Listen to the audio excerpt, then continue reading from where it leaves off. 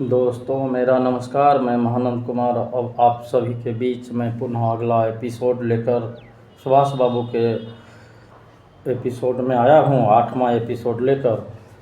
सुभाष बाबू जब 1939 में त्रिपुरा से कांग्रेस पद से इस्तीफा दे दिए थे, उसके बाद राजेंद्र प्रसाद को पुनः चुनाव में जिताया गया और वो कांग्रेस से चुनाव जीते और अच्छा मतों से जीते। अभी भी सवाल कंपटीशन में पूछा जाता है कि सुभाष बाबू के त्यागपत्र के बाद किन्हें कांग्रेस का अध्यक्ष चुना गया।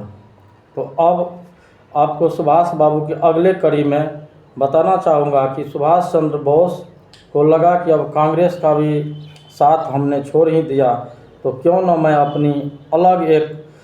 अपनी पहचान बनाऊं देश में, ताकि मुझे भी लोगों का और समाज का सहयोग मिल सके और आज़ादी में अपना एक अलग प्रयास को जारी रख सकूं।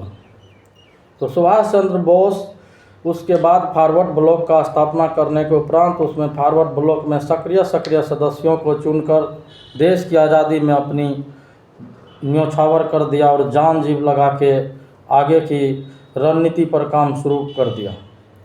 आगे की रणनीति में वो कई बार जेल भी गए और कई यातनाएं भी सहे, परंतु उन्होंने हार नहीं माना। उनका सपना था कि देश को आज़ाद करके देश एक अलग उन्नति की ओर बढ़े और राष्ट्र अपना एक नाम रोशन कर सके, क्योंकि उस समय विश्व युद्ध जो हो रहा था, द्वितीय विश्व युद्ध, उसमें बहुत सारा अन्यायपूर्ण तरीके से अंग्रेज के विरुद्ध खरा उतरने वाले को या तो फांसी की सज़ा मिलती थी या गोलियों से उसे भून दिया जाता था।